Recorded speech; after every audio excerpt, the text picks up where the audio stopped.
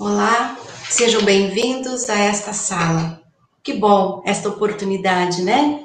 De termos nos programados o nosso tempo para estar com vocês, com a permissão da espiritualidade que encaminha esses desejos para que aconteça. Gratidão por vocês estarem em nossa sala, bem-vindos, amigos, querida Vanessa, as pessoas que estão nos vendo agora, sejam muito bem-vindos.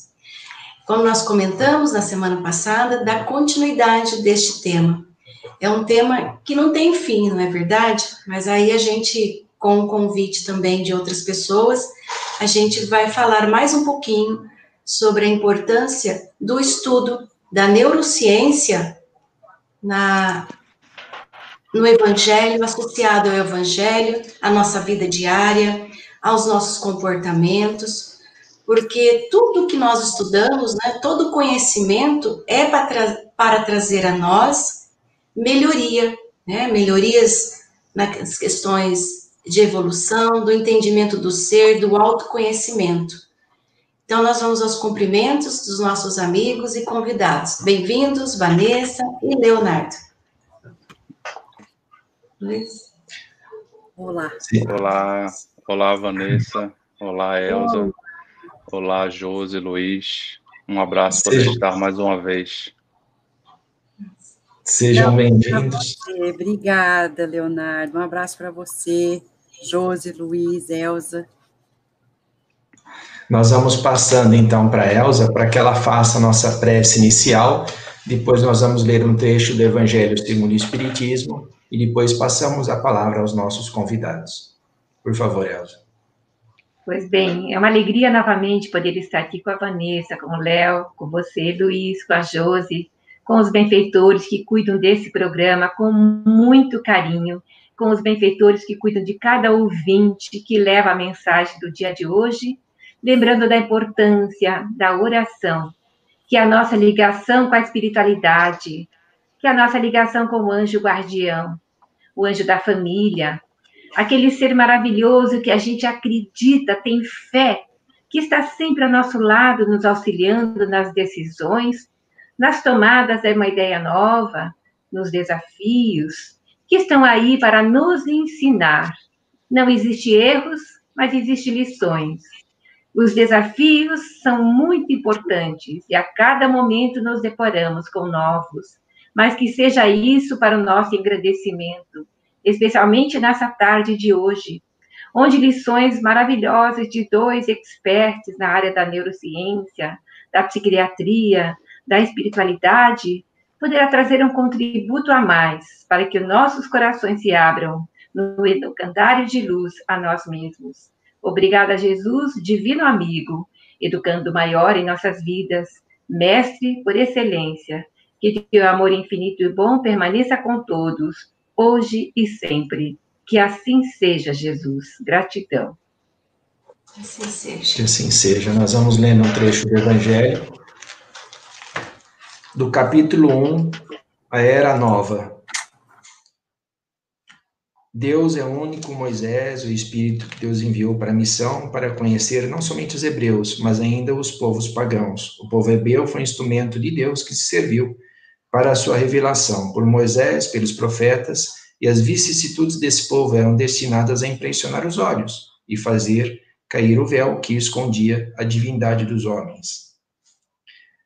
E aí, na parte de baixo, está referenciando o Cristo. O Cristo foi iniciador da moral mais pura e mais sublime, a moral evangélica cristã, que deve renovar o mundo, aproximar os homens e torná-los irmãos, que deve fazer jorrar de todos os corações humanos a caridade e o amor ao próximo, criar entre todos os homens uma solidariedade comum, de uma moral, enfim, que deve transformar a terra e dela fazer morada, para que os espíritos superiores, aqueles que a habitam hoje, e a lei do progresso, que ela exige, a qual a natureza está submetida, que se cumpre, e o espiritismo é a alavanca da qual Deus se serve para fazer avançar a humanidade.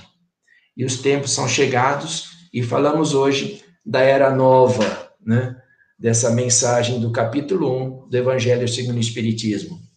E complementando isso, nós estávamos falando com a Vanessa nós temos aí, nessa era nova, depois chega o nosso querido Chico Xavier com André Luiz, que tanto falou de neurociência, que tanto falou da pesquisa, médico também, sanitarista, infectologista, cientista, pesquisador, que esteve na experiência carnal 55 anos entre nós, e em 1944 reaparece com Chico Xavier nessa nova era, falando tanto de ciência, tanto de aprendizado, tanto de pesquisa, que hoje está, eu diria, comentando com a Vanessa, até em alta, né? Porque isso é o assunto que mais se fala hoje, por isso que o nosso querido Dr. Leonardo Machado está fazendo tanta live, tanto trabalho, né? E eu gostaria de convidá-los aí nessa tarde a conversar conosco, né, Josi?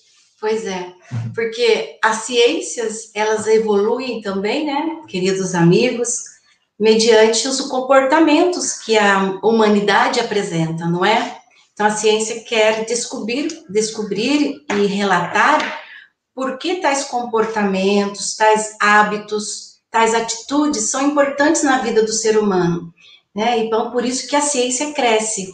E cada vez mais as ciências que trabalham as áreas cognitivas, não é, Vanessa, Léo e amigos, vem trazendo essa abordagem da interação entre corpo e cérebro, né? Que é uma interação contínua.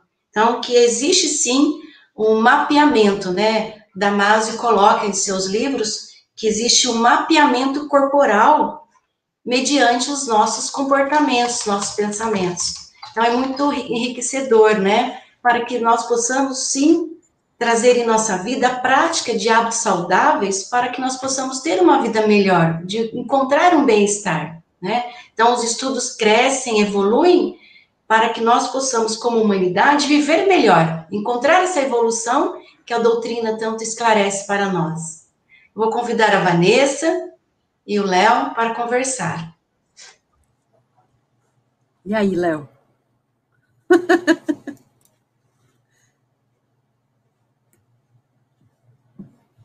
Agora tirei. Tá escutando? Tá. Sim. Então, primeiramente, dizer que é um prazer conhecer virtualmente a Vanessa. Nós tínhamos algum contato, porque Josi, Luiz e Elza, meus tios, na verdade, não são tios consanguíneos, eles são também não são tios consanguíneos da minha esposa, mas a minha esposa os considera como tios. Eles moram nos Estados Unidos e eles fundaram no Texas um centro espírita, então eles me falaram e foram diretores de muito tempo.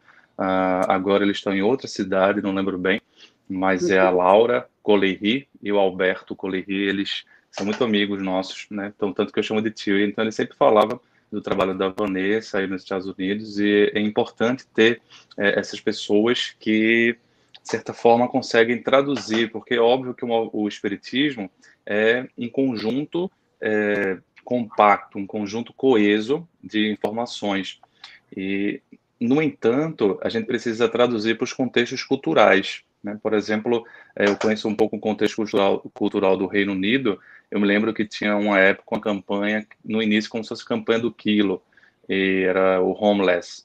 E parece que no Reino Unido não era permitido você fazer essas campanhas, como aqui no Brasil. Se você quiser fazer uma ajuda caritativa no Brasil, é só você juntar os mantimentos, ir no carro, ir na rua e distribuir. Mas cada país tem as suas características, cada país tem as suas dinâmicas. É importante que a gente possa entender as dinâmicas de cada país. E quando você tem pessoas que moram ou são descendentes ou são propriamente do local, isso é bastante importante, como a gente vê, por exemplo, um trabalho muito bonito lá da dona Isabel Leiria, que ela é portuguesa. Então, eu me lembro que fui falar, imaginava que ia falar mais para brasileiros, mas você tinha uma plateia de 800 pessoas e 90% eram portugueses. Certamente por quê? Porque ela conseguia traduzir bem o conteúdo do corpo doutrinário, da doutrina espírita, para a cultura local. Então, existem essas especificidades, e aí eu queria parabenizá-los ao vivo por essa empreitada, especialmente aí a Elza e a Vanessa, agora conversando um pouco. E também dizer que a vida é meio corrida, né? Então esses horários mais próximos, assim, de tarde, às vezes de noite fica um pouco mais fácil para mim, mas também não fica fácil. E a gente vai chegando, peço desculpa ao pessoal pelo 1 minuto de atraso e 2 minutos de atraso na entrada, mas vamos tentar debater bem essa temática proposta sobre neurociências e o evangelho, a neurociência no nosso dia a dia, Vanessa. Um abraço. Nossa, que gostoso. É uma alegria. Quando a Josi e o Luiz falaram que a gente ia fazer o programa novamente juntos, eu falei, ai, que bom. E com o Léo. Falei, nossa, e Laura e Alberto são coração. Eles montaram um grupo maravilhoso em Dallas, Texas, e tiveram que mudar para o Tennessee, e agora estão nessa fase de serem avós, de apoiarem os netos, mas o grupo deles, maravilhoso, um trabalho sólido, e a gente ficou muito próximo, e até hoje nos comunicamos, e eles muito queridos. Então, falando de coração, eu queria começar, Léo, Josi, Luiz e Elza, falando de uma passagem que vai juntar Nicodemos, Jesus e Antônio Damasio. Olha só, hein? 2000 anos depois, eles se encontram. Então, tá lá, no Boa Nova, quando vem lá Nicodemos, mais admirado com o Messias, ele reconhece, né? E fala, não, eu sei, mas eu estudei a minha vida inteira, procuro o reino do céu, não encontrei. Como? Me conta. E Jesus fala algo que realmente é definidor, é novo caminho. Ele fala, mas, ô Nicodemos, não basta saber as escrituras, tem que sentir. Como psicólogo e neurocientista, fala assim, como que é, né? Um dia eu perguntei para o mentor Joe, sentir o quê? Pegar o livro, botar assim no coração, para ver se faz alguma coisa. Ele falou, você sabe que na neurociência o que quer dizer isso? O Antônio Damasio, resgatando trabalhos lá de Darwin, porque Darwin foi o primeiro a botar em papel que a nossa biologia processa nossas emoções. Os desenhos dele, ele não era só um gênio, ele era um artista, porque os desenhos dele são fascinantes, mostrando a linguagem emocional via corpo, né? Em inglês a gente chama Emotional Body Language, que é agora, dentro da neurociência, é uma nova fronteira de descobertas para ver como que a gente trabalha isso, né? A congruência.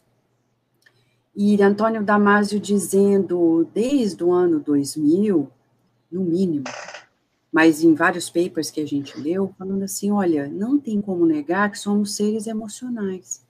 Mas o problema, né, Léo, é que hoje, se você pegar um microfone e for na rua e perguntar o que você está sentindo, se você estiver num ambiente de trabalho e chorar, pelo menos aqui nos Estados Unidos, o povo vai olhar para você e falar, não, tá muito emocional, como se a emoção fosse uma coisa que você fica de lado. E a neurociência já mostrou que a gente processa tudo aqui, não tem como você deixar isso de lado.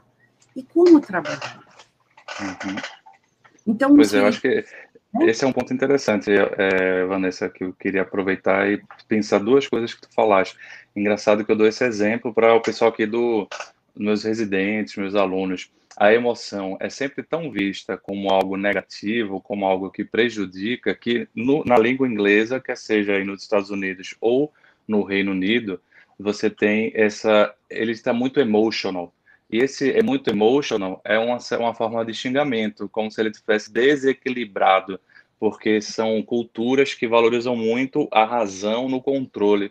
E é bom você trazer isso, porque você mora aí, como tem um irmão que mora na Inglaterra, e ele, enfim, tem uns sobrinhos também que são britânicos, a gente percebe, né, que essa característica, e também vendo como a cultura inglesa acaba influenciando bastante o mundo, a gente acaba se contaminando também, não só pelas coisas boas, mas também por visões equivocadas. E essa é uma visão extremamente equivocada do popular, como se emoção fosse algo ruim, tanto que é usado como se fosse, como a Vanessa colocou, algo de desequilíbrio.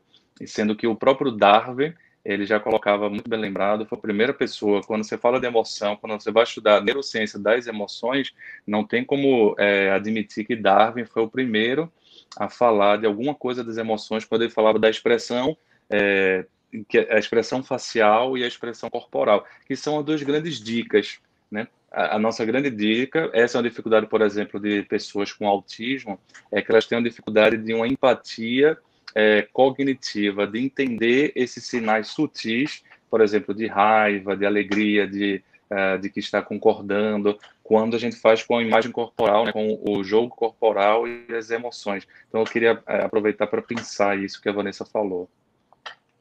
E quando você fala isso, Léo, me lembra muito, né?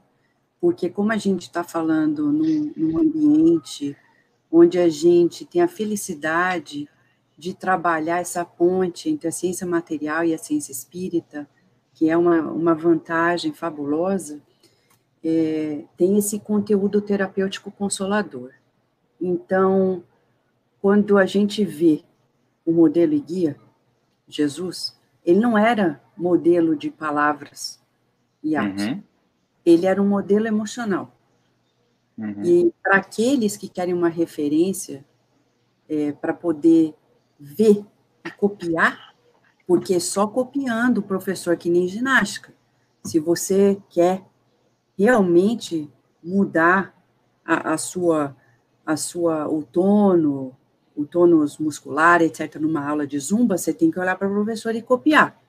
Então, para quem quer um dia ir para um outro nível, tem que copiar ele. Pega o livro Boa Nova, Humberto de Campos dá um show de descrição de linguagem emocional corporal. A gente fez um estudo de 2012, até pouco tempo, misturando com a neurociência, detalhando, fazendo até estatísticas, mostrando como que Jesus era um modelo emocional sem palavras, porque é tudo não verbal. E muitos de nós na Terra, se não a grande parte dos cristãos na Terra, se atém à palavra dita como sendo a referência primeira. Mas ela, se não for associada a realmente a expressão, por exemplo, você fala amor, como que Jesus falou amar a Deus? Ele falou, como que a gente imagina? Então, a gente faz esse exercício, às vezes, com as pessoas. Fecha os olhos. Como é que você vê Jesus? Você vê ele sério? Ele bravo? Ele julgando você? Ele na cruz? Ele fora da cruz? Como que ele está vestido?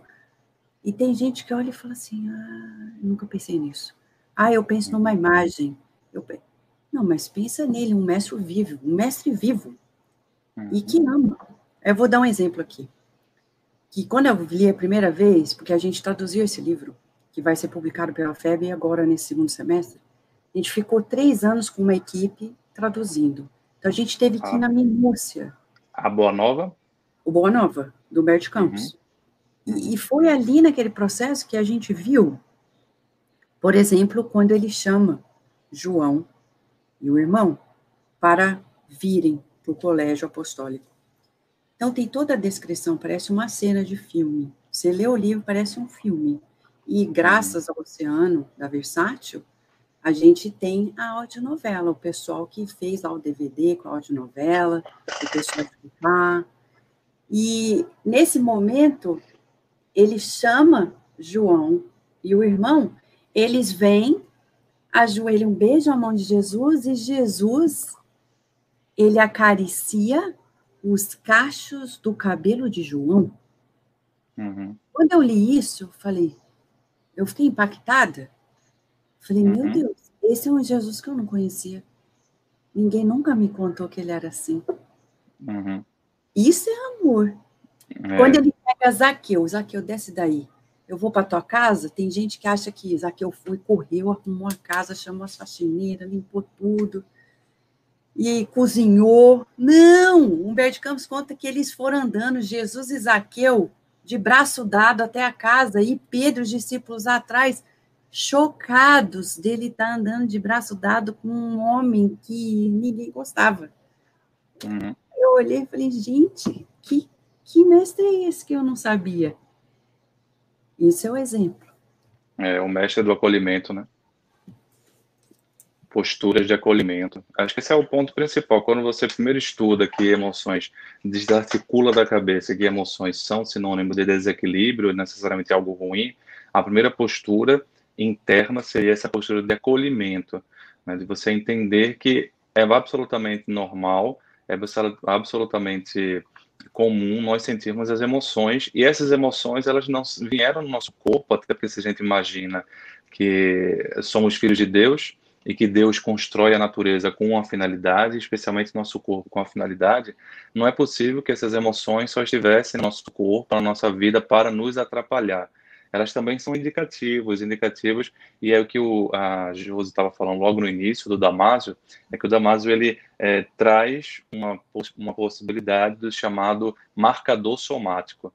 E ele tem um livro tanto quanto ambicioso, né? Dizer que Descartes errou, eu acho um tanto quanto ambicioso, mas é a ciência como anda. Descartes, na verdade, foi um cara fundamental. Ele era uma pessoa extremamente ligada a Deus. Agora voltei a estudar um pouco filosofia, fazer um curso, começar um curso de filosofia, um curso de especialização em filosofia antiga na PUC-Rio, coisa que eu sempre gostei de estudar, mas é bom você pegar também professores que lhe indicam, né? Então, eu tive a oportunidade de ler alguns originais do Descartes, e é impressionante como na obra de Descartes ele coloca muito Deus, ele fala sobre Deus, e a gente pensa que ele seria um exemplo do materialismo. Não, ele ele tentou explicar a existência a partir do pensamento, porque essa é uma origem filosófica. Os filósofos em geral e o religioso em geral, por isso que a Vanessa fala assim, poxa, eu me espantei ali com aquele Jesus que se apresenta como uma pessoa com emoção, com expressão facial, com expressão corpórea, porque a religião em geral e a filosofia em geral tem muito medo das emoções e dão muita vazão ao pensamento, à razão. Então, a filosofia sempre, como tradição, colocou a felicidade como sendo uma tributária da razão. E a religião, de certa forma, caminhou nesse aspecto. Por quê? Porque sempre olhou muitas emoções como tentação, as emoções como algo pecaminoso, as emoções como algo que desviasse da rota, quase como se fosse um símbolo do demoníaco em nós. Talvez porque viram situações de transtornos das emoções, né, transtornos emocionais, e essa situação nos dá muito medo de sentir. Mas o fato é que o Damásio ele faz esse estudo resgatando, eu queria trazer esse dado histórico, resgatando uma pessoa que aconteceu um acidente com ele, que foi um acidente, mas acabou sendo bem fundamental para a história da neurociência, que é o Phineas Gage. O Phineas Gage era um ferroviário britânico que estava indo para a ferrovia, lá trabalhar, e aí essa causou um acidente, que teve um acidente com ele, que aí uma barra de estaca na cabeça dele, e entrou nessa parte anterior da cabeça. E o que aconteceu? Ele não morreu, e além de não morrer, ele também não teve nenhuma sequela neurológica, porque até então não se sabia que as emoções tinham isso, um correlato biológico, alguma coisa de expressão. Achava-se que as emoções eram como se fosse um patrimônio da alma, e a alma, como o Descartes também acaba tendo essa visão, a alma seria algo separado, aí tem essa visão dual, não teria uma correlação, que o espiritismo, de certa forma, também tem uma visão dual do corpo e do espírito, mas tem uma visão intermediária que nos conecta, que é justamente o perispírito. Então, não é uma visão dualista tradicional, é uma visão que, pelo perispírito, né, a gente tem essa correlação de ligação alma-corpo, ou espírito-corpo. E aí, o que chamou a atenção no pessoal é porque o Phineas Gage não teve lesão, não perdeu a movimentação, não perdeu a sensibilidade, mas o que aconteceu? Ele mudou completamente o comportamento dele. Passou a ser uma pessoa mais impulsiva, uma pessoa mais desinibida socialmente. O que ele teve foi apenas a perda das órbitas, né? Perdeu a órbita esquerda, os olhos e o olho esquerdo, mas continuou vivo e continuou sem sequelas neurológicas, andando, só mudou o comportamento. Mas só mudar o comportamento era a prova cabal de que se você mudar alguma coisa, por exemplo, uma lesão grave no cérebro, isso traz alguma consequência. E como é que a gente espírita vai entender isso? Que alguns espíritos já me perguntaram. Olha, Léo, mas não é tudo patrimônio do espírito? Olha, sim, é patrimônio do espírito, mas o espírito precisa de uma porta de expressão.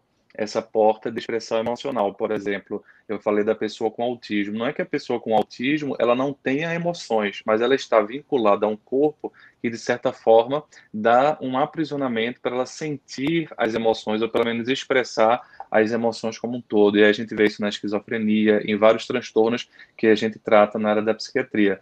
E na neurologia ainda mais, o corpo como sendo, às vezes, até uma prisão no sentido de consequências graves reencarnatórias.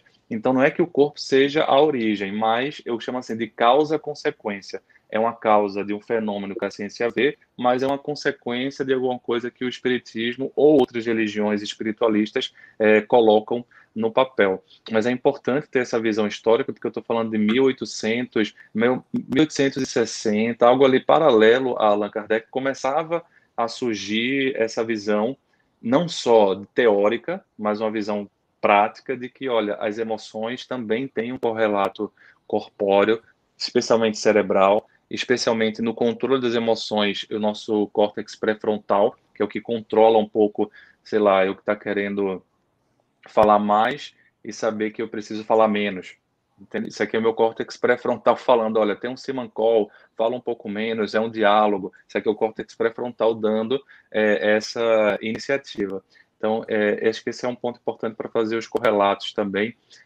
E acho fantástico essa percepção da Vanessa de que, olha, Jesus não só tinha emoções, como expressava as emoções. E uma forma de expressar muita emoção era uma emoção de acolhimento. Bem-aventurados aqueles que estão aflitos, sobrecarregados, eu vos aliviarei, tomai de mim o meu fardo, que é suave, meu jugo que é leve. Ele já está dizendo, olha, é preciso muito mais acolher do que a gente imagina, porque uma grande quantidade, e acho que a Vanessa deve ter essa experiência, vendo também, uma grande quantidade de pessoas que adoecem, não são pessoas que assim, têm um vício moral muito grande, são pessoas que se cobram muito, são pessoas que têm uma nova forma de martírio, não é mais a chibata que se escoteava, mas é a chibata a partir de uma culpa, de não, por exemplo, aceitação das emoções de raiva. Aí quando você não aceita, você nega. Quando você nega, você coloca embaixo do tapete. Quando coloca embaixo do tapete, vai vir alguma doença de somatização, vai vir alguma doença mais grave, ou no mínimo, vai vir uma impossibilidade de mudar, uma impossibilidade de fazer alguma transformação. Não sei se faz sentido, Vanessa, isso que a gente está... Nossa, eu fico tão feliz de você tocar esse ponto, porque nesse momento até que a gente está passando na Terra da pandemia, a gente vê um agravamento desse quadro, né? Muito mais gente que antes estava conseguindo se segurar e agora não está. Eu li um relato semana passada de que só aqui nos Estados Unidos, 1 em cada 4 jovens pensaram ou tentaram suicídio por causa da pandemia. De maio para cá, a pesquisa foi feita. Eu fiquei assim, pasma. E aí é uma coisa que a gente tem trabalhado aqui no centro, na rádio e profissionalmente também, tentando dar um apoio, ajudar os pais, a ajudar as crianças a saberem lidar com as emoções, principalmente como trabalhar a culpa. Uhum. Porque, como o Léo está falando, se a gente não se educa nessa direção, a gente vai no processo que a gente vem vindo há milênios. Ou deixa ela tomar conta, e aí tem todo esse desenrolar que o Léo falou, ou a gente reprime, que também vai ter outras consequências. E aqui é aprender a administrar e buscar o auxílio. E não é só o auxílio psicológico, psiquiátrico, é mais educativo mesmo e preventivo de como lidar. Eu acredito que a literatura espírita tenha todos os recursos, mas que a gente precisa trazer para uma plataforma central para que as pessoas vejam. Vou dar um exemplo básico. Tem um livro de Emmanuel, não é só Emmanuel, principalmente mensagem de Emmanuel, chama Família, por Chico Xavier. Tem Meimei, André Luiz, outros, mas muitas mensagens de Emmanuel. E tem uma mensagem especial que chama Desprendimento, onde Emmanuel nos diz um novo conceito de desprendimento, que é todo um trabalho emocional. E ele diz, ele não está nos dizendo isso só para que a gente tenha um título de discípulo do Cristo. mas para que a gente viva melhor. Então, por exemplo, é assim, desprendimento das questões do dia a dia. A gente vê com criança. Ah, é o meu brinquedo, o seu brinquedo. E se a gente puder saber que isso... Qual que é o problema de hoje estar comigo, poder estar um pouquinho com você? E a gente vê que, pelo medo, muitos pais reforçam o egoísmo. Não, você segura, você não deixa. Eu tenho uma filha de 6 anos e tenho acompanhado como que tem sido essa geração, como que está crescendo. E fico mesmerizada, a ponto de pais aqui chegarem para mim e falar assim, você tem que ensinar a sua filha a botar pé firme e se defender. Porque uma vez viram uma menina pegando uma boneca da mão dela quando ela estava no jardim de infância, e ela não chorou, deixou a menina pegar, brincar, e eles acharam que isso era um absurdo. E eu depois conversei com a minha filha, eu falei, filha, não tem problema nenhum você deixar ela brincar, porque depois você pega, leva para casa, se ela quiser você empresta, qual que é o problema? E se um dia quiser, aí claro que ela não aceitou isso, mas eu falei, e se um dia ela quiser brincar, você dá para ela, filha? Qual o problema? Porque o dia que esse corpo morrer, essa boneca não vai com a gente para nenhum lugar. Aí ela falou, não, mamãe, mas ela é minha, essa boneca. Aí eu falei, quem sou eu para tirar sua boneca? Mas, você vê, a gente ainda não tem um plano sólido, nem dentro das escolas, está melhorando, nem dentro das escolas, nem dentro das famílias, para poder prevenir o escalamento de muitas questões que podiam ser facilmente preveníveis, como o Léo estava falando.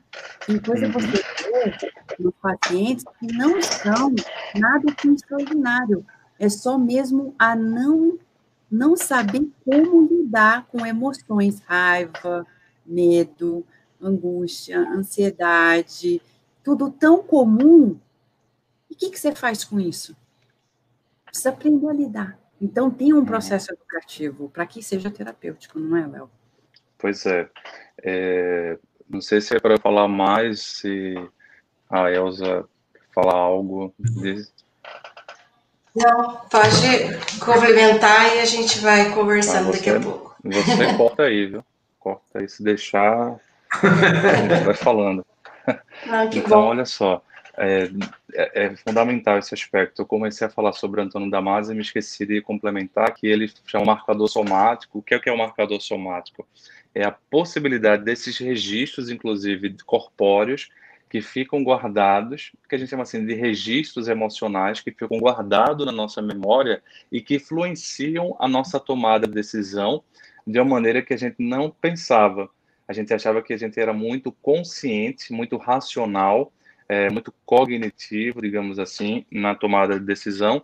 E aí os trabalhos de Damasio, não só dele, mas Antônio Bechara, que é um dos grandes contribuidores, da própria Hannah Damasio, fazem essa releitura, reestudando. Tem um artigo clássico dele da Science chamado O Retorno de Phineas Gage. Ele pega esse indivíduo, vai ver a lesão cerebral, onde é que seria, e ele coloca que seria justamente nessa parte, a principal lesão cerebral, nessa parte da frente da cabeça, numa área chamada ventromedial, o córtex pré-frontal ventromedial, que é fundamental para o reconhecimento das emoções.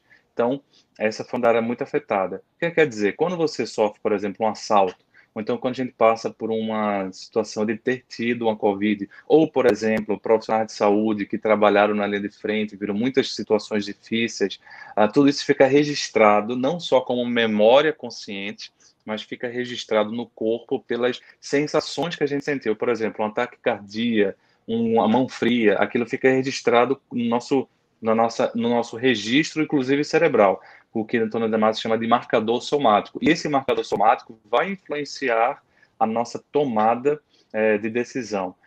E aí você vê exemplos graves assim, de transtorno de estresse pós-traumático, etc.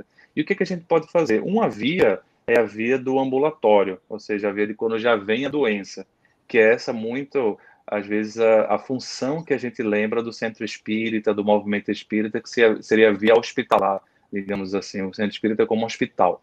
Mas se esquece disso que a Vanessa colocou, a parte educativa. E quando a gente fala de educação, educação das emoções. Por que seria importante? Porque dá essa possibilidade de a gente dar o nome às coisas. Eu vou dar um exemplo, sem citar maiores detalhes, mas duas pessoas, né, de níveis sociais bem diferentes. Então, era um ex-professor universitário, aposentado, médico também já aposentado, depois tinha sido empresário, bem-sucedido. Então, um nível cultural bastante bom. E uma outra pessoa quase analfabeta. E os dois estavam passando pelo mesmo quadro de transtorno de ansiedade generalizada com crises de pânico. Pois bem, quando eu perguntava para esse aqui, o ex-médico, o ex-professor, descrever os sintomas, ele era expert em descrever como se ele fosse o médico. Então, ele descrevia coração acelerado, mão tremendo, ele descrevia a parte periférica, as expressões emocionais, ou seja, as reações fisiológicas. Mas quando eu perguntava, tá, e o que é que você sentiu? Aí ele, que seria nomear a emoção. E aí ele, não sei, foi um negócio. Um nome afim com a coisa, né? Uma coisa genérica. E quando era essa outra pessoa ser uma analfabeta, quando ela descreveu os sintomas físicos, ela descrevia com a linguagem dela, doutor, minha cabeça ficou lenta, minha cabeça ficou lerda, ficou alfinetando, descrevia com a linguagem dela. Mas quando era na parte emocional, ela falava, doutor, um negócio. A mesma forma de descrever de uma pessoa superletrada. Por quê? Porque ambos eram, entre aspas, analfabetos emocionais. Não tinham esse contato com as emoções. E isso aí tem que começar nas escolas. Por isso que tem uma coisa chamada educação emocional positiva ou psicologia positiva vinculada à educação, que mostra essa educação. E tem mudado, pelo menos aqui, eu também tenho uma filha, Vanessa, de 6 anos, exatamente 6 anos, e tenho um filho de 3. E aí a gente vê isso na prática. Minha esposa é psiquiatra da infância e adolescência, então não tem como nossos filhos não reconhecerem emoções, porque a primeira coisa que a gente foi fazendo foi reconhecer a emoção. E a primeira emoção que ele reconheceu foi o medo. Ela estava na praia, e aí sentiu o coração acelerado, porque era outra praia, né, o barulho muito intenso da praia, nova. Aí ela não quis sair do meu braço, tudo. Eu percebi pelas reações fisiológicas que ela estava com medo. E aí eu falei, Bia, quando a gente sente assim um coração palpitando, acelerado, quando a gente não quer sair do lugar, isso aí se chama medo. Aí ela tem uns 2 anos, eu acho, 2 anos e meio. É medo, papai? É medo. Aí ela chegou para a mãe toda feliz e falou, mamãe, tô com medo. Eu falei o que era medo. E aí o pessoal perguntou, Léo, mas isso não incentivou o medo nela? Não, porque ela já estava sentindo. Eu só fiz dar um nome para ela saber. E engraçado, em dar o nome, em ela reconhecer, ela colocar o nome, ela já parece que dá uma liberdade, porque a pior escravidão é a escravidão do senhor que você não sabe quem é. Porque se você sabe quem é o senhor que está te escravizando, pelo menos você consegue direcionar alguma atitude.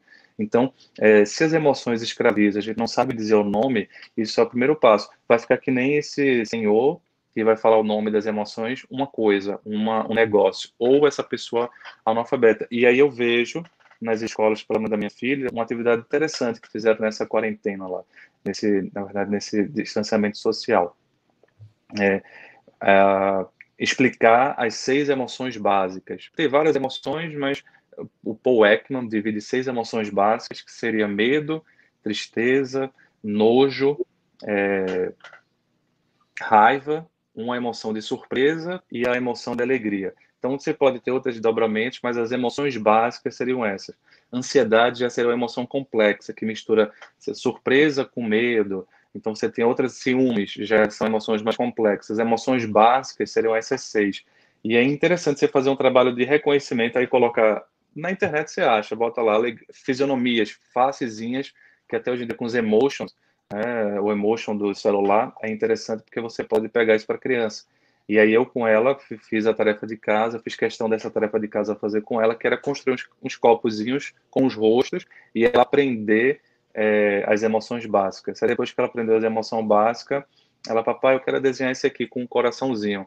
Aí coração é o quê? Não, ela tá amando. Ou seja, é uma emoção mais complexa e tal. Aí eu deixei para depois ensinar para ela. Mas amor, a gente vai ensinando nesse sentido. Como é que você vai teorizar amor, né?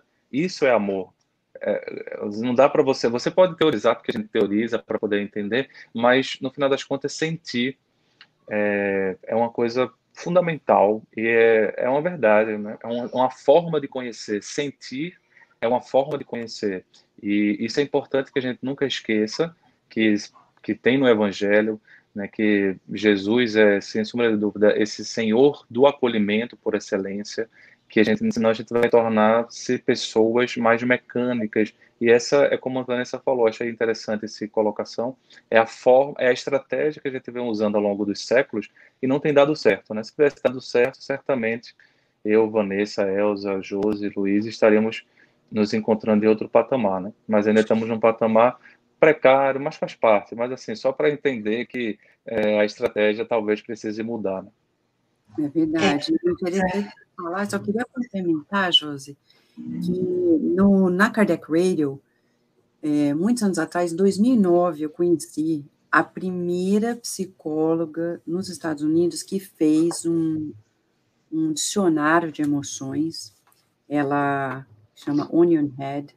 Hoje a companhia é Harnessing Happiness, é da Califórnia. A gente se conheceu numa feira de livros enorme de editores, que a gente estava apresentando a revista Espírita para o Conselho Espírita Nacional, e a partir dali a gente entrevistou ela, o dono, um trabalho lindo. Depois disso, durante os anos, nesses últimos 10 anos, hoje você vai no Amazon, você acha inúmeros dicionários de emoção para criança, para jovem, para adulto, cartõezinhos, como o Léo está falando, com os rostinhos. Então, por exemplo, no caso da Denali Jordan, ela montou um conjunto de cartões com expressões corporais e o nome das emoções, 150 emoções. Eu falo para as pessoas. Você quer ver se você se é alfabetizado ou não? Você sabe o beabá? Quantas emoções você sabe nomear? Você tentar botar no papel, chega a 150. Isso daí é só beabá. Isso daí não é nenhuma expertise, não. Então, como o Léo está falando, então, por onde a gente começa? A gente precisa apoiar os pais, instruir. Dentro das escolas, o Centro Espírita pode ajudar. Por exemplo, nós fazemos um trabalho no Centro Espírita da Virgínia, na Kardec Radio, onde todas as aulas, elas focam nisso, para que a gente instrumente as crianças, para elas irem reconhecendo a parte emocional, vendo quanto natural é aquilo, e trabalhando o processo. No caso dos pais, é realmente mostrando como lidar. E como você falou do córtex pré-frontal, como é que, assim, a neurociência fala hoje que o adolescente vai ter 25 anos de idade por causa da maturação do córtex pré-frontal, né? Por enquanto a gente está nessa faixa. E às vezes mais, às vezes menos, depende da pessoa. E já me perguntaram, mas Vanessa, como é que a gente estimula? Porque o cérebro, gente, nós somos seres que aprendemos. Se você for André Luiz, Evolução em Dois Mundos, ele fala claramente e mostra nos bilhões de anos, como que a gente sai de mônada celeste até chegar ao humano, nós somos seres que evoluímos e vamos fazendo esses estágios e mergulhando em várias formas corporais. E a partir daí, as aquisições em todos os níveis. E ele diz, nós aprendemos através de duas vertentes, esforço e repetição. Ou seja, se você pegar um nadador como o Michael Phelps, que é o melhor de todos os atletas olímpicos, que está aqui em Baltimore, Maryland, você perguntar para ela, Michael Phelps, como é que você fez isso? Ele falou, olha, todo dia eu ia lá, mergulhava na mesma piscina e repetia. Só que ele não repetia exatamente igual, ele sempre se desafiava em algo novo. Então, não adianta, hoje em dia, o que a gente vê? A criança vai para a escola, aprende. E quando chega do jovem para o adulto, não tem que aprender mais nada. Agora é só manutenção. E aí que a gente começa a estagnar, não progride. E ao invés de fazer esforços novos, repetições, a gente resiste ao aprendizado. Por isso que André Luiz vai nos trazer, como eu trabalhei muitos anos com dor, neurociência da dor, tem um capítulo no Ação e Reação do André Luiz, que é muito forte quando ele fala dos três tipos de dores. E aqui eu sei que tem uma pessoa que está perguntando sobre as dores atuais na pandemia. Realmente, atualmente, todas as pessoas que eu conheço e que estão trabalhando no espiritismo no mundo reconhecem que nós estamos num momento vibratório muito peculiar E nós todos estamos ressentindo essas trocas, necessitando muita vigilância, muita oração e trabalho no bem. Mas fora isso, André Luiz fala das questões das dores. A dor, expiação, que é aquilo que a gente pensa que é tudo, é o karma, né, entre aspas. A dor, evolução, precisa. Ai, não, muito difícil. Não, vamos fazer. Não é só porque você é criança, é o adulto, é a pessoa da terceira idade, até o último dia de vida tem algo para aprender. E a dor auxílio que vem, muitas vezes, para impedir que a gente caia em condicionamentos do passado, vamos dizer assim, como André Luiz fala. Né, Léo? Quando a gente está vendo o sofrimento, a gente tem que também aprender a reconhecer que tipo de sofrimento é esse. Quem vai ensinar isso para a gente, né, Josi?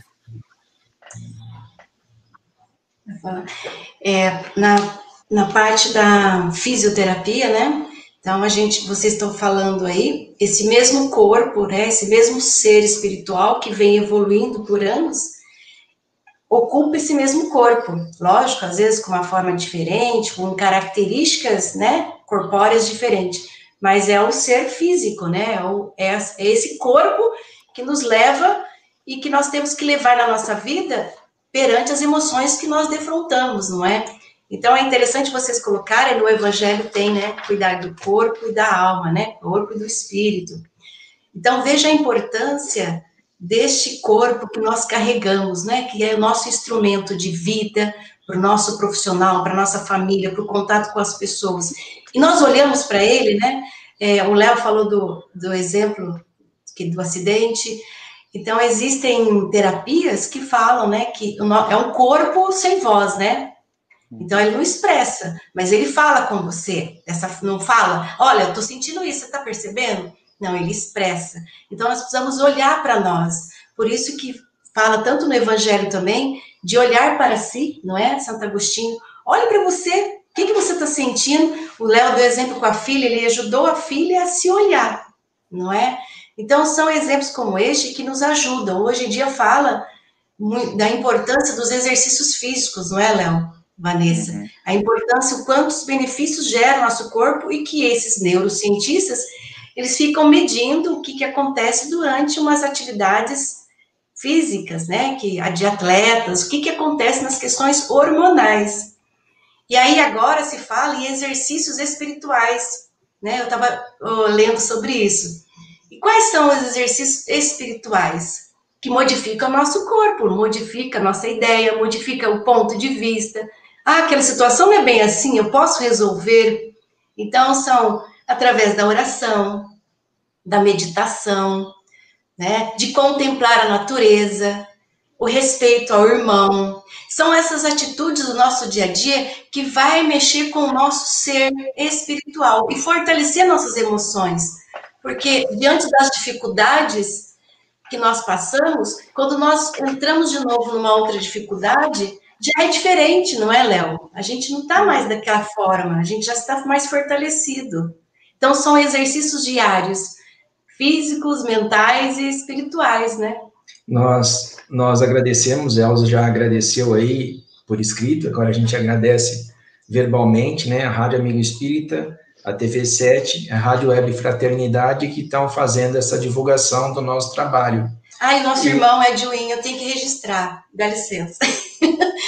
Porque ele faz parte desse projeto com a Maria Toniette Compre. Da Guatemala. Da Guatemala, quando eles tiveram a ideia de implantar o Evangelho no Lar como uma campanha mundial. E a Elza, que nos apresentou, ele esteve conosco numa live, junto com o Orson Carrara, e ele está aqui, ele já deu um oi para nós aqui também. E aproveitando o Léo, ele faz lives, talvez mais que uma por dia, tem um programa, penso eu, junto com o Rossandro, né? E também a Vanessa tem um trabalho fantástico nos Estados Unidos, ontem falando com os alunos da faculdade, de uma outra disciplina, que nós falamos num curso, e eles disseram assim, é necessário você sair do Brasil, falando de felicidade, né? Então, nós não tocamos nesse assunto se era necessário ou não, mas nós temos pessoas que representam o Brasil e falam de Jesus, e falam do amor, e falam do acolhimento, como a Vanessa e a Elza, que cada qual tem mais de 20 anos nos seus países e que fazem o seu trabalho através do exemplo. Então, é sempre importante o exemplo e o trabalho em favor do bem, independente de onde você esteja.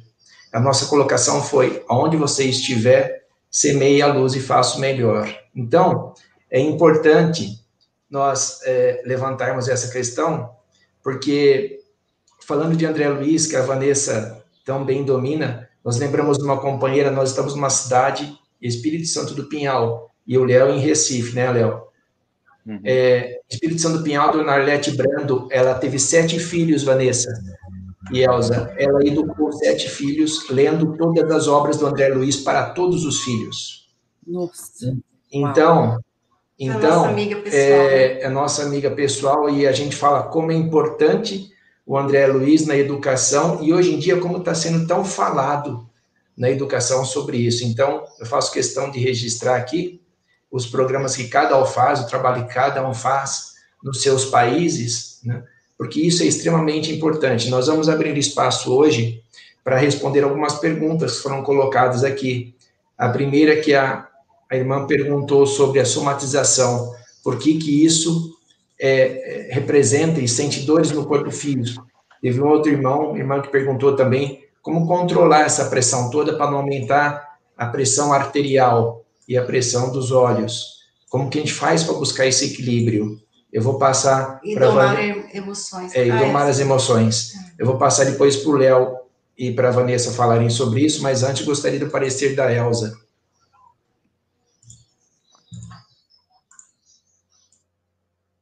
Olha, eu só estou maravilhosamente porque estou aprendendo. E eu fico pensando nas pessoas que fazem as colocações, que tudo isso vai para uma consciência coletiva. Então, se eu estou muito emocionada, o outro também está emocionado, de repente a humanidade está emocionada. E a gente precisa aprender que essa lição das emoções é preciso que a gente conheça. Por que eu me emociono? Por que eu tenho raiva? Por que eu tenho medo? E não ficar bravo comigo, né? Ah, Elza, de novo você está com medo, mas olha que coisa, vai aprender. Então, se eu dialogo comigo mesma, se eu faço um mindfulness comigo mesma, né, lavando a louça, pensando em coisas boas, lavando roupa, e não xingando, já comentei isso antes, né? Xingando porque tem que lavar roupa, brigando porque tem que limpar o banheiro, mas se eu faço isso com carinho, graças a Deus, posso usar as mãos, posso fazer, e quem não pode fazer, não é? Então, se a gente fizer uma conversa com a gente já está um caminho de acknowledge, de conhecer e reconhecer as nossas emoções, e não brigar com elas, não brigar com a gente mesmo. Vai lembrar que tudo é energia e que o universo está repleto daquilo que sai das nossas mentes, das nossas emoções, não é? Eu vou deixar aqui, porque eu só quero aprender, realmente não sou da área. Eu vou pegar aqui o gancho com a Elza, porque ela estava ali ensinando, e lembra muito, né, Elza, essa praticidade, porque nas culturas anglo-saxônicas a gente tem uma necessidade muito forte de chegar logo na receita de bolo. Então, aqui nos Estados Unidos, o pessoal fala, tá bom, me fala como faz isso. Então, o pessoal está perguntando como é que faz. A Josi já começou a falar ali, o Léo deu exemplo como fazer com a criança, a Elza estava dando outros, e faz nos lembrar o seguinte, na Kardec Radio, a gente fez entrevista por muitos anos com muita gente que eram experts em várias áreas, e teve gente, por exemplo, na área de reencarnação, aqui vai falar um aspecto que tem um impacto na nossa saúde mental, no bem-estar, que são os componentes que a gente traz de várias vidas. E conversando com o Dr. Jim Tucker, que é o sucessor dos trabalhos do Dr. Ian Stevenson, aqui na Universidade de Virgínia, em Charlottesville, e em várias entrevistas, chegou um momento, está registrado. Vocês podem ir lá escutar, está no SoundCloud, no playlist Health and Spirituality. Quando pega Jim Tucker, fantástico. E eu falo assim, mas o Dr. Tucker me diz o seguinte, você como psiquiatra, quando chega uma criança, que tem memórias de vida passada, porque parece, ai, que fofinho. Não é fofinho, porque isso muda a relação da criança consigo, com os outros. O que vocês fazem? E qual é o próximo passo? Ele fala, está registrado, a gente não entra nisso. Uhum. Esse pulo que o Espiritismo dá, que é realmente terapêutico, a ciência, por mais que tenha evidência já registrada em artigos científicos, ela não ainda, eu vou usar uma palavra que o Léo fala, acolher as pessoas, não acolheu. Uhum. Não, porque a gente admira a ciência, mas ela não está aqui para consolar. Desculpa falar, não sei se muita gente vai decepcionar, mas como cientista nos Estados Unidos, vou dizer, ninguém está aqui querendo consolar ninguém. Não é para isso que a ciência serve. O Espiritismo está, porque é o Consolador prometido. Então, não adianta correr para a ciência, buscar o consolo, porque o consolo, ele não está só no conhecimento, como Nicodemos. Ele está no sentir. E o Espiritismo, ele une tudo. Então, a gente vai ver que precisa se conhecer, que nem a Josi falou. Se a gente quiser progredir, e se conhecer não é se conhecer só no mundo das ideias, é o corpo. Primeira coisa que a gente tem que ensinar uma criança é o corpinho. Porque você pode ver que demora quase 2 décadas, no mínimo, para alguém ter consciência de que está no corpo. Porque a gente vive quase que como espírito desencarnado. A criança bate, porque ela não tem ainda coordenação. Ah, eu bati. Falo para minha filha, não.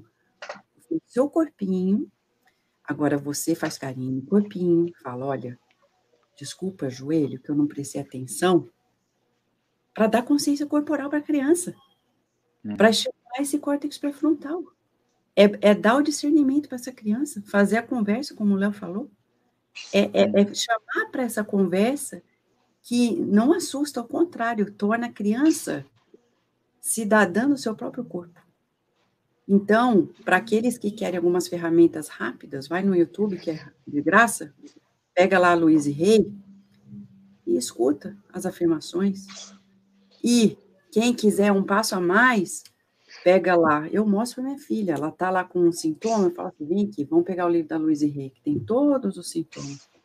Olha o que está escrito, filha, nariz entupido. Talvez porque a gente está pensando assim. Você acha que você está pensando assim, filha? Você está sentindo isso aqui? Agora, vamos ver o que é a frase que a gente precisa repetir para a gente mudar isso? Porque você, que é comandante do seu corpo, é o cuidado do corpo do espírito. Agora, para a gente poder realmente ficar firme nessa pandemia, não basta orar. Não basta vigiar. Não basta limpar a casa 10 vezes por dia. Tem uma frase, fora da caridade não há salvação. E aí vem a ciência e confirma. Aí que a gente chama a ciência. Vem aqui. Dr. Stephen Post, grande amigo nosso da Kardec Radio, da Stony Brook University, ele responsável pelo Templeton Foundation, ganhou lá do certificado milhões de dólares para botar para frente, levou um projeto na ONU em colaboração, a gente apoiou todo o projeto, e ele tem lá todo um relatório anual que ele atualiza, que chama It's Good to Be Good, mostrando para a gente que as pessoas que se esforçam para pensar no outro, ser altruísta, elas têm melhor qualidade de vida, elas vivem melhor emocionalmente, fisicamente, em várias dimensões. Vou parar por aqui para passar para o Léo. Não foi bom a Vanessa. Pode falar. É que eu ia ler o que a Vanessa está falando. Só um pouquinho, Léo. Eu tenho que ler, porque depois você que vai fazer o fechamento. Em Busca de Spinoza. Eu li semana passada um parágrafo, Prazer e Dor na Ciência dos Sentimentos, Damasio. A única coisa a temer é o nosso próprio comportamento. Estou resumindo, né, um capítulo aqui. A única coisa a temer é o nosso próprio comportamento. Quando somos menos do que amáveis para os outros, punimos-nos a nós próprios. Negamos-nos a oportunidade de atingir a paz interior e a felicidade. Quando amamos os outros, temos uma boa probabilidade de atingir a paz interior e a felicidade. Estou ficando emocionada aqui. As nossas emoções não devem visar o agrado de Deus, mas sim conformar-se com a natureza de Deus. Quando agimos de acordo com a natureza de Deus, produzimos felicidade e uma espécie de salvação. A Ju não pode ler muito, senão ela chora, então deixa eu continuar. Então, olha só, um livro de um neurocientista, né, colocando para nós, é o que você falou, Vanessa, do fortalecimento da religião com a ciência, não é, Léo? Elza? O Léo teve uma fala que ele falou de aceitar as emoções, reconhecer, e assim a gente pode melhorar. E na fala agora da Vanessa, ela comentou alguma coisa que eu aprendi na Mocidade Espírita, que André Trigueiro foram essa semana nas suas lives. Perguntaram se é o corpo, é a reação do corpo. Ele falou, olha, tudo está centralizado no espírito.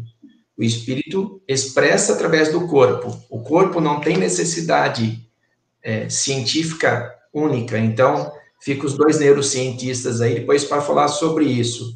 Da onde vem a inteligência e da onde vem a necessidade e da onde vem a emoção. E o Léo também, para quem quiser ver nos nossos canais aí, Evangelho no Lar Campanha Mundial, fez um programa fantástico conosco que ele explicou como funciona o cérebro até do dirigente da Federação Espírita de Pernambuco. Ele já falou sobre isso e esclareceu bastante as questões das deficiências físicas que o espírito não consegue se manifestar. E comentou hoje de novo. Eu estou falando isso porque é importante a gente ter essa distinção de onde vêm as emoções. E nós formamos uma equipe aqui. A nossa equipe é nós dois, a Elza, a Cris, que não está hoje, e mais o Manuel da Espanha. E no nosso contrato, no nosso estatuto, que está lá no plano espiritual, no nosso estatuto está assim, contratar o Léo e a Vanessa para que pelo menos eles falem de neurociência nas agendas mensais. E isso já está contratado, eles já assinaram de alguma forma, então eles retornarão em outras oportunidades. É a Josi que administra tudo isso. Né? Então, vou passar para o Léo agora. Eu queria enfatizar aí, a Vanessa, ela colocou, quem não é da área científica, às vezes não conhece essa fundação que faz financiamento de pesquisas que mostrem, digamos assim, a ciência do bem-estar, né? Inclusive tem um site que fala só sobre good news, que não é só de reportagem jornalística, não. São questões de artigos tentando trazer para uma pessoa que não é neurocientista conceitos da neurociência. E é curioso que, atualmente, os principais países que produzem ciência, que acabam nos levando a conceitos que outrora já se falava através da religião, são países em que o consumismo, em que um estilo de vida de muito rendimento, de muita competitividade, é muito aflorado. Então, não só os Estados Unidos, mas Japão, China, produzem muito conhecimento científico, e eu digo isso porque a área principal do meu estudo na acadêmica, né? E aí nos Estados Unidos, por exemplo, você tem a fundação da psicologia positiva e da psiquiatria positiva.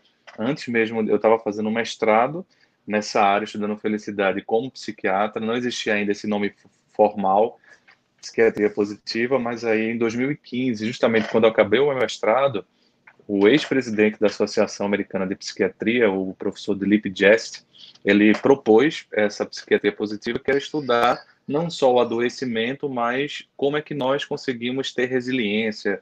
E eu tive o prazer dele poder escrever o prefácio de uma primeira obra acadêmica escrita em português sobre psiquiatria positiva, editada pela editora Manoli, aqui do Brasil, de São Paulo. Então, dentro dessa perspectiva, eu queria resumir esse conhecimento que é amplo, é vasto, mas resumir numa sessão de terapia, de minha terapia, de análise pessoal. E aí, minha analista, eu falei assim para ela, poxa, que coisa legal, eu tinha acabado de publicar um artigo científico, que foi a primeira revisão, não sei se fizeram alguma outra nova, mas foi publicado em 2017, na Revista Brasileira de Psiquiatria, que é uma revista de maior impacto científico daqui do Brasil. E é uma revista de psiquiatria, ou seja, uma revista que estuda mais doenças e tal. Mas eu consegui fazer um artigo de revisão sistemática, ou seja, trazendo com metodologia científica o resumo do que a ciência trazia até 2017, pelo menos, sobre os correlatos cerebrais das emoções positivas. Por quê? Porque o primeiro ponto foi assim, o cérebro tem uma vinculação com as emoções. Aí a ciência não tem ainda essa possibilidade de responder o que veio primeiro, ou seja, a origem. Ela apenas diz o correlato. E dizer que existe correlato cerebral não significa dizer que ali é a origem primordial. Talvez, for um cientista, ele queira dizer que sim, um cientista materialista, mas ele não vai ter condições de embasamento científico para confirmar que ali o cérebro é o produtor de tudo. O problema cérebro-mente, no sentido de o que é que veio primeiro, de espírito, ainda não foi respondido oficialmente pela ciência. Se o cientista é materialista, é mais uma profissão de fé materialista do que, de fato, um materialismo baseado em ciência, mais um dogmatismo às avessas. Né? Então, depois do segundo momento, está vindo um monte de estudos sobre as emoções positivas. E aí, quando eu estava no doutorado, eu queria, porque algum psiquiatra tinha me falado assim, olha, será que isso existe mesmo, felicidade? Será que essa coisa não é um mecanismo de defesa do ego? Ou seja, sempre é uma tentativa de diminuir o que seria a alegria e tal. E aí eu fui tentar ver de uma resposta mais biológica, né, tentando usar o argumento científico, os correlatos cerebrais, e consegui encontrar que existem, inclusive o córtex pré-frontal, mas o córtex pré-frontal esquerdo, ele está mais associado à sensação de emoções positivas, e o direito mais à sensação de emoções negativas. E uma área chamada núcleo accumbens, que é o estriado ventral, que é uma área do prazer. Então, essas duas áreas aí, elas estão muito especializadas nas emoções positivas. Aí eu falei assim para a minha analista, poxa, que bom, olha só, eu escrevi um artigo mostrando... E ela me respondeu assim, mas meu filho, você nunca sentiu alegria, não?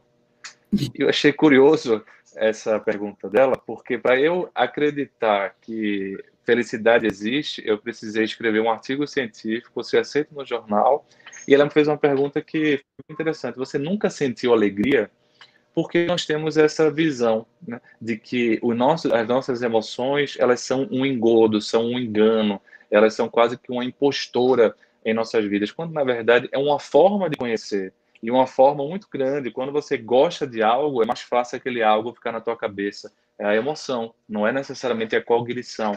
A emoção e a cognição andam de mãos dadas. Por isso que eu falo muitas vezes em palestra espírita também, que nós não precisamos apenas conhecer, nós precisamos sentir mais o Evangelho, sentir mais o Espiritismo.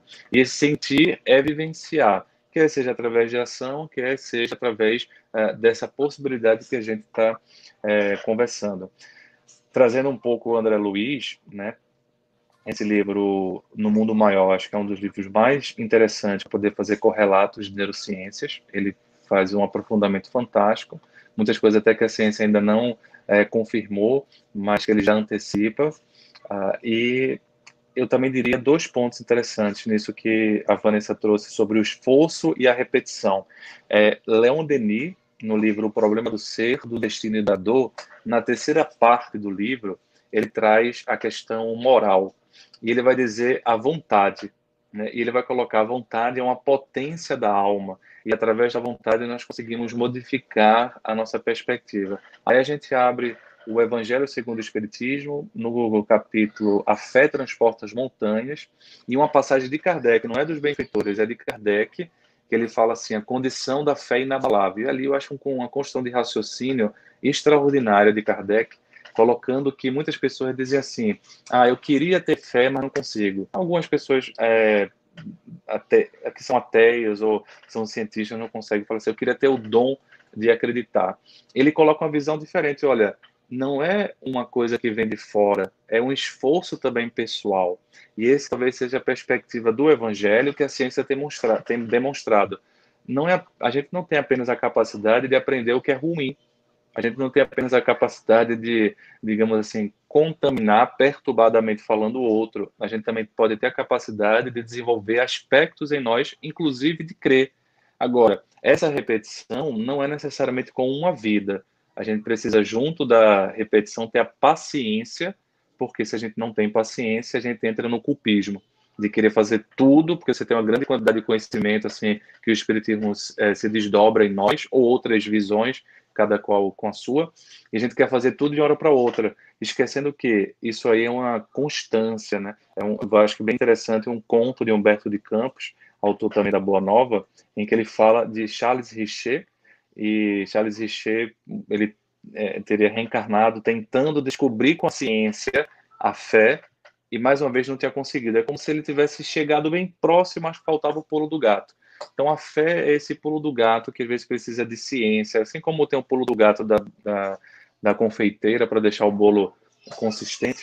A fé seria esse pulo do gato que nos dá mais consistência na vida. E que por mais que a gente fale da doutrina espírita de uma fé raciocinada, a razão não substitui a fé. A razão é um elemento para a gente ter uma fé robusta, mas a fé tem a sua solidez, que tem a ver com sentir, tem a ver com esse conhecimento que não passa por algo racional.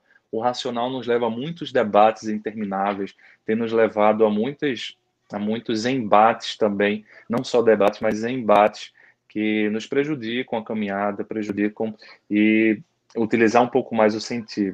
Então, nesse sentido, pegando a dor, aí eu acho que os orientais, eles têm uma caminhada interessante, porque eles já falavam essas questões de meditação, né? A meditação não só um estado de mente, mas a meditação do corpo, tudo bem, eu sou um eu espiritual, mas olha, eu estou no corpo.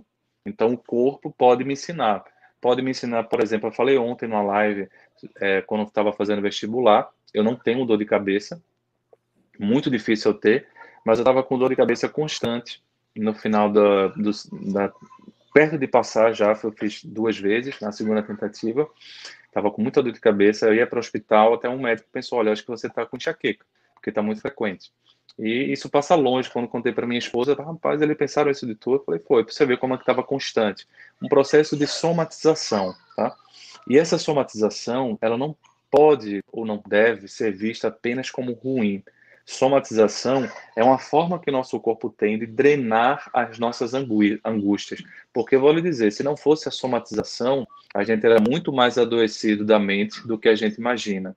E essa questão de entender os sinais do corpo, a gente só entende graças às somatizações. Então, essa dor de cabeça, por exemplo, fez com que eu percebesse no último mês de estudo que eu precisava era mais descansar do que revisar. Porque se eu não descansasse, eu não conseguiria aguentar 4 horas de prova, 5 horas de prova em dias seguidos. Então, no último mês de vestibular, entendendo a somatização, óbvio, eu não tinha esse conhecimento teórico todo, eu estava fazendo uma coisa mais instintiva, também seguindo um pouco o conselho da minha mãe, de descansar mais, porque meu corpo estava falando, gritando. A dor não é uma fala, é um grito de socorro. A somatização não é algo tão ruim. Agora, existem quadros de somatizações que entram num quadro patológico, porque não é transitória. Essa somatização foi transitória. Existem somatizações que são crônicas, e aí entra no quadro que Freud classificava como histeria. Hoje a gente não chama mais de histeria, mas não é um termo pejorativo. Histeria era porque eles achavam que o útero, não o Freud no caso, né, mas o Hipócrates, por exemplo, achava que o útero subia para a cabeça. Então, o ístero vem de útero. Né? Então, achava que só a mulher podia ter por causa disso. Então, o nome acabou ficando, mas hoje a gente usa de forma pejorativa, né? A pessoa está histérica, como se fosse uma reação emocional descontrolada. Mas na psicanálise ainda se usa e não é um termo pejorativo. Na psiquiatria, a gente usa mais transtorno somatoforme, transtorno conversivo, mas foi o que Freud estudou com Charcot, aquele quadro de somatização grave que geravam paralisias. Aí já é o caso de a gente procurar ajuda profissional para poder ter um tratamento psiquiátrico, psicológico, entender o que é que está por trás. Não vai ser só conscientemente. Se for um processo inconsciente, a gente precisa também de tempo para chegar. Não vai ser uma live, eu estou te respondendo a pergunta, Vanessa, todos estamos respondendo. Isso é apenas para levantar o véu, mas não vai ser uma live que vai curar isso tudo, porque você precisa aprofundar as questões. Eventualmente, a gente tem situações de cura, né, durante uma palestra, durante um tratamento, que são curas, digamos assim, de uma somatização, porque a pessoa está acreditando tanto. Quantas pessoas não vão, às vezes, para as suas igrejas evangélicas ou católicas, e elas saem lá com um quadro de somatização e saem curada, porque a fé realmente acionou pontos positivos. Mas, assim, uma coisa mais duradoura na visão espírita precisaria aprofundar. Então, você tem fibromialgia, síndrome do intestino irritável, que são todas essas formas de somatização que são mais patológicas. A própria enxaqueca é uma somatização. Estou falando do ponto de vista psicológico, né, do ponto de vista psicodinâmico. Somatização não é invenção, tá? Não é uma invenção da pessoa, porque se confunde isso. Ela está inventando, não é uma coisa real. Ela está sentindo na pele o que ela está dizendo.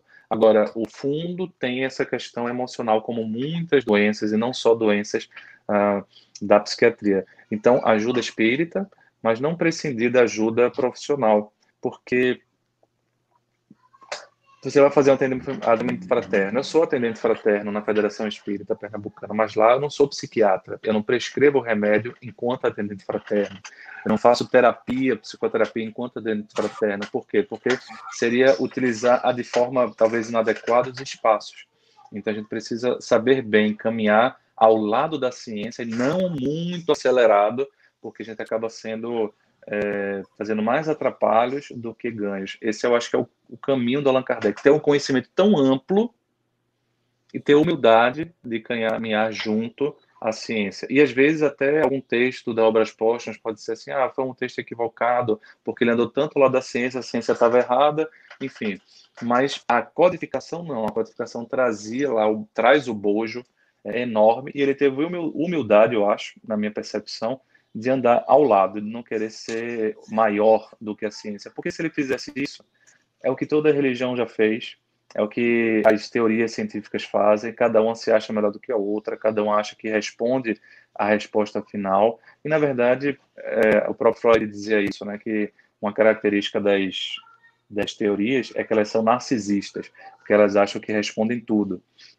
Esquecendo que às vezes até a psicanálise também é um pouco narcisista, achando que responde tudo. E na realidade nós temos interfaces. Eu acho que pelo menos para mim, um dos grandes pontos que me deixam ainda ser espírita, porque eu nasci na família espírita, mas podia ter deixado o espiritismo. Por que eu continuo? Não é apenas porque mamãe pediu, porque papai pediu, mas é porque eu acho que é uma das doutrinas que mais consegue fazer interfaces. Com ela, eu consigo fazer interfaces sem abandonar a minha visão, mas conseguindo fazer interfaces, fazendo pontes e não construindo muros com outros diálogos. Kardec tem coragem de propor uma biblioteca, e na biblioteca ele não coloca só livros espiritualistas, coloca livros científicos, né? De certa forma, assim, ele fazendo uma pesquisa prática do que a Vanessa falou, ensinando para o movimento espírita, olha, não é só para ler livro espírita. O livro espírita não é o único que tem a verdade. Você pode ler outros livros científicos e tentar fazer as interfaces, né?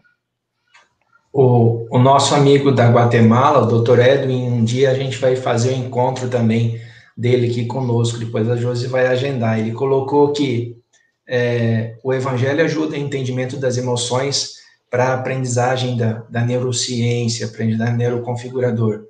E é importante tudo isso que o Léo falou, porque o que ele falou está aqui no Evangelho segundo o Espiritismo, e a Josi estava com o problema do ser e destino da dor na mão aqui, ela mostrou, né, aberto para ler uma mensagem final. E então, eu simplesmente vou ler um trechinho para minha mensagem final, lembrando que essas mensagens, essas gravações estão disponíveis nos nossos canais, né? E aqui eu coloco o trecho do Evangelho segundo o Espiritismo, desse pedaço que o Léo comentou, a fé divina e a fé humana, do capítulo 19, da fé transporta montanhas. O magnetismo é uma das maiores provas do poder da fé, posta em ação. Pela fé, ele cura e produz fenômenos estranhos que outrora eram qualificados de milagres. Eu repito, a fé humana e a fé divina, todos os encarnados que estivessem bem persuadidos dessa fé que tem em si, se quisessem colocar sua vontade a serviço dessa força, seriam capazes de realizar o que até o presente chamou-se de prodígios, o que não é senão o desenvolvimento das faculdades humanas. Então, é a mensagem do Espírito Protetor aqui, 1863, e o Léo comentou uma coisa que eu acho essencial: nunca despreze o sentimento de ninguém, não diga que a pessoa não está sentindo isso, né? Sempre encaminha, sempre para o tratamento espiritual e concomitantemente, né, ao mesmo tempo, encaminhe também para um tratamento médico. É importantíssimo a gente saber disso, a gente reconhecer que o nosso irmão sofre e que a gente, cada qual precisa do seu acolhimento e do seu encaminhamento, né? As coisas funcionam em paralelo, isso também diz no Evangelho Kardec, né, que a gente sempre deve ter reconhecimento também das faculdades médicas humanas. Eu vou passar algo que, só para finalizar também, algo que nos faz refletir neste momento, é que tudo que foi passado na questão de ciência, religião, na questão nós, seres humanos, veja a complexidade que nós somos, né? Um corpo aqui, normal, e veja a complexidade que isso carrega. Então, queridos irmãos que estão nos ouvindo, nos atente às pequenas coisas, procurem ler boas leituras, né? Realizar boas leituras, assistir bons filmes, coloque na sua visão física sempre olhar positivo, um olhar mais bonito da vida, porque algumas atitudes nossas, de repente, não serão bonitas. Quando vê, a gente está fazendo coisas que não gostaríamos de ter feito, ou que não pensamos, né, que poderíamos ser capazes de fazer, e a gente julga o outro. Puxa, ele fez isso. Então, quanta coisa feia, né, vamos dizer assim, a gente não vai entrar nesses comentários, que nós vemos por aí. Então, que nós devemos olhar para nós, para que nós possamos ser mais belos, né, nessa estética corporal, espiritual e física. Se nós queremos viver melhor, a gente precisa buscar esses conhecimentos, não só na parte intelectualizada, mas esse conhecimento que coloca em nós, né, nessa mudança e transformação, porque o mundo regenerado está chegando, não é? E aí, como que nós estaremos? Nós vamos chegar até ele? Então, veja, né? Igual quando alguém vai nos receber em casa. Você está pronto para ser recebido nessa casa? Será que é o momento? Não é? Então, que nós possamos hoje, com vocês, levar essa mensagem. Elza, querida, sua consideração final. Depois a Vanessa faz o encerramento, né? Ela faz a prece. E o Léo a Vanessa. A Vanessa faz o encerramento e a Elza, seus comentários.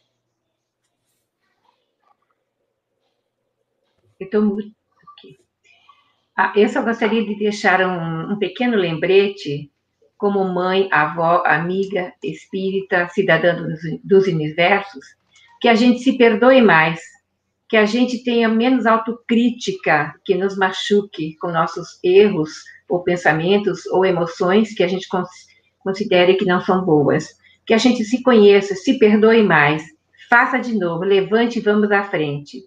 A minha gratidão a Jesus, a todos vocês por nos ouvirem, aos carinhosos que aqui se encontram nessa sala tão gostosa, faltando um cup of tea, faltando uma xicrinha de café em nossas mãos, mas vamos brindar a vida, vamos brindar as oportunidades, a Jesus em nossos corações, modelo e guia da humanidade. Obrigada a todos e até a próxima semana. Gratidão.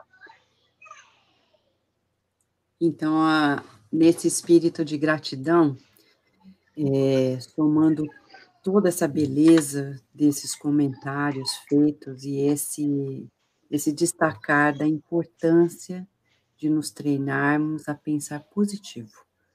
Esse é um aprendizado novo na Terra, que não vem de outras reencarnações assim facilmente.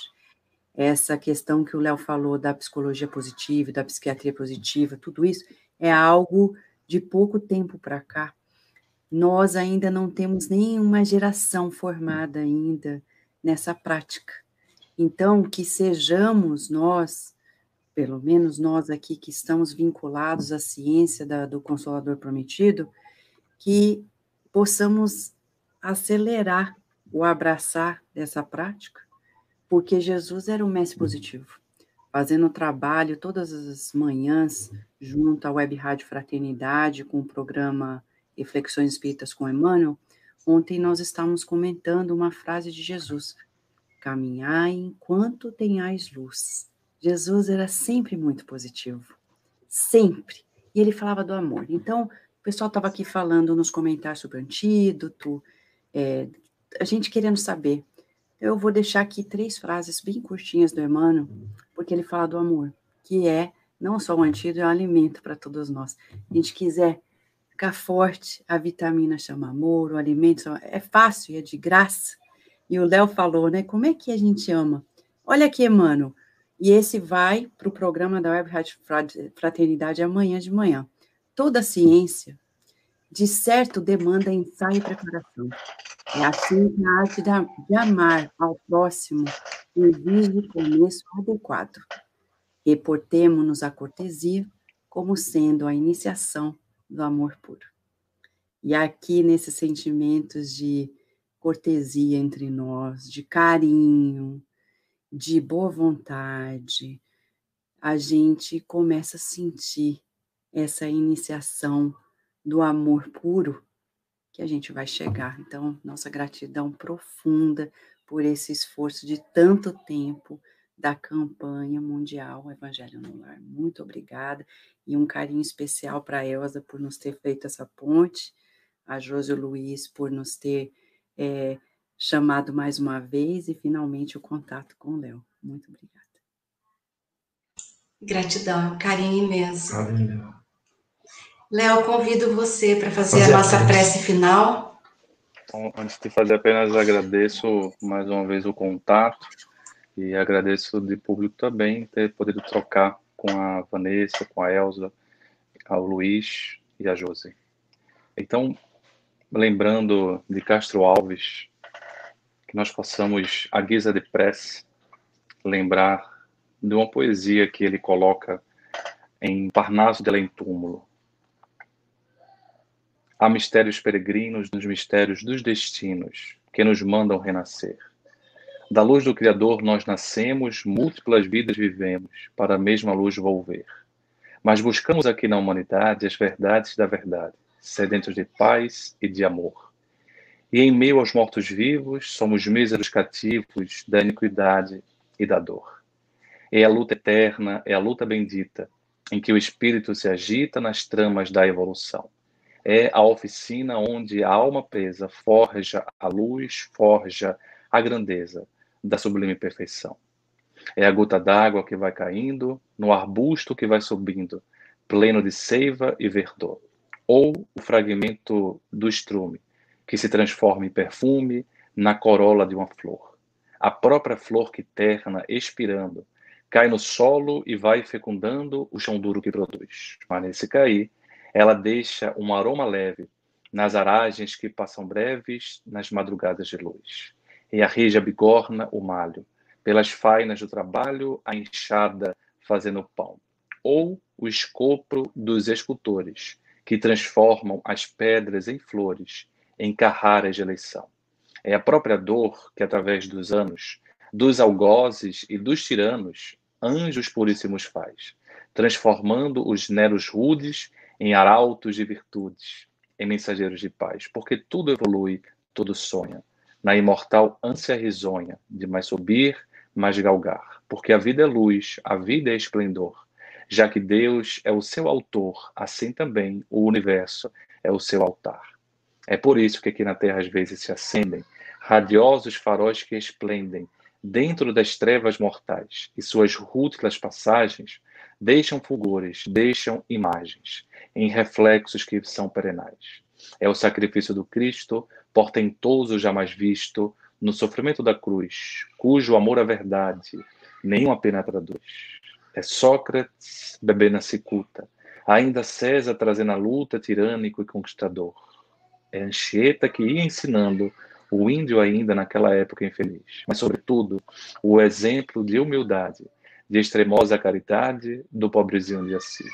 Por isso, benditos sejam aqueles que semeiam o bem, aqueles que estimulam a luz, porque eles também encontrarão um dia a aventura, a alegria que tanto desejam nas sendas da evolução. É por isso que nesses dias difíceis uma excelsa voz ressoa e no universo inteira ecoa e insistentemente nos diz: para frente caminhai. O amor é a luz a que se alcança. Que possamos, portanto, Senhor da vida, ter fé, ter esperança, que nós possamos marchar em tua direção, sabendo da paciência que precisamos para conosco, para com a vida e para com os outros, mas sabendo também que paciência não é acomodação. Por isso, nos dá força para continuar nessa jornada das trevas para a luz. Muito obrigado, que assim seja. Que assim seja. Gratidão por este encontro. Um abraço a todos. Obrigada, queridos que estiveram nessa sala. Muito obrigado, Vanessa, Léo, Elza, querida. Muita paz a todos.